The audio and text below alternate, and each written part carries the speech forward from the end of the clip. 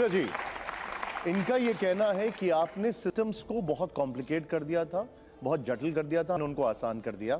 सुधांशु जी का ये कहना है कि हमने कई जगह टेररिज्म रोका, हमने पाकिस्तान को उसकी भाषा में जवाब दिया। उनका ये भी कहना है कि इकोनॉमिक ग्रोथ आज की तारीख में भारत की सबसे अच्छी है विज़ावी बाकी कंट्रीज। आपका इस पे टेक क्या है?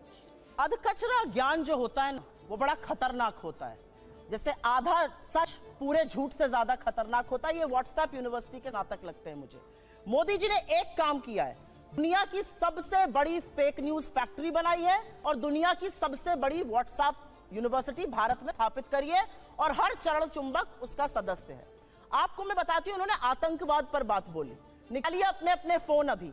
पिछले 2 हफ्तों में राजौरी में और पुंछ में आतंकवादी हमले में हमारे 5 जवान राजौरी में और 5 पुंछ में शहीद हुए।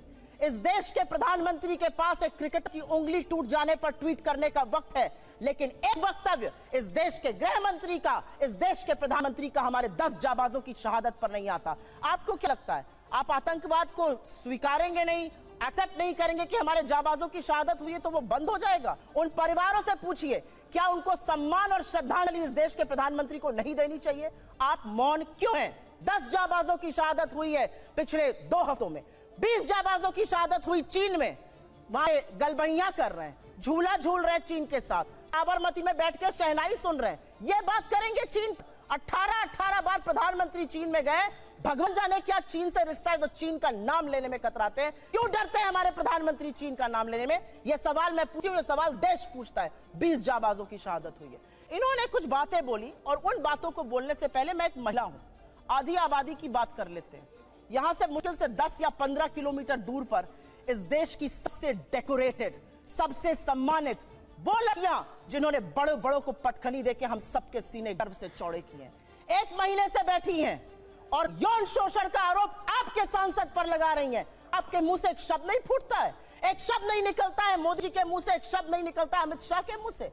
क्या ऐसी आपकी फंसी है ब्रजभूषण शरण सिंह से कि आप नहीं बोलते हैं? ये सवाल मैं एक महिला होने के नाते पूछती हूँ, मैं एक महिला होने के नाते पूछती हूँ। बिल्किस बानो के अपराधियों को किसने रिहा किया? क्योंकि वो मुसलमान थी तो आप बोलेंगे नहीं? अंकिता ठाकुर का जिसने कत्ल किया, जिसने उसको जिस्म फरोशी में ढकेला, वो आपके विधायक का बेटा था। आप क्यों चुप है? आपने वहां पर इमारती गिरा दी कि सबूत ही ना मिले। आपका विधायक दोषी पाया गया है हत्या और सामूहिक बलात्कार का, कुलदीप सिंह सेंगर। ये बात करेंगे महिला सुरक्षा पर? ये चूड़ियां भेजते थे प्रधानमंत्री को, आज इनके मुंह से एक शब्द नहीं फूटता। महिलाएं इस देश की पूछ रही हैं और आपको भी पूछना चाहिए, क्यों चुप है मोदी सरकार जब हमारी बेटियां जंतर मंतर पर 1 महीने से बैठी हैं? उन लड़कियों के आंसू देखकर, और आज की खबर फिर से मैं कोट कर रही हूं, एक समर कैंप होता था साक्षी मलिक बनने के लिए, तमाम लड़कियां वहां पर आवेदन देती थी। आज की स्थिति यह है कि बलात्कार और यौन शोषण की खबरों के बाद एक एप्लीकेशन नहीं आई है। ये इस देश की बेटियों के साथ ये कर रहे हैं, ये हमें पाठ पाएंगे। इन्होंने एक बहुत बड़ी बात बोली और वो बात बोलते बोलते पाकिस्तान पर चले गए। आज तक इस देश का ये न्याय था कि आज तक आईएसआई ने हमारी जमीन पर पैर नहीं रखा था।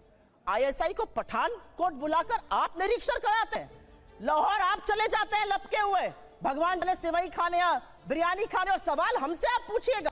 आसिया अंद्राबी आपका चेहरा बनती है श्रीनगर में और सरहद पार जाके आतंकवादी गतिविधियों में शामिल है।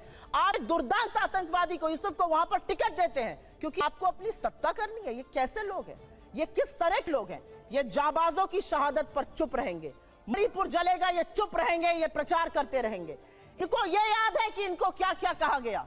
कर्नाटक जाकर क्या कहते थे साहब, मुझे फलाने ने ये कहा। कर्नाटक ने क्या कहा? कर्नाटक की जनता ने कहा मुद्दे है बेरोजगारी, मुद्दे है महंगाई और मुद्दा है भ्रष्टाचार। अगर उस पर बात होगी तो हम बात करेंगे, तो विपक्ष में बिठाने का आपको काम करेंगे।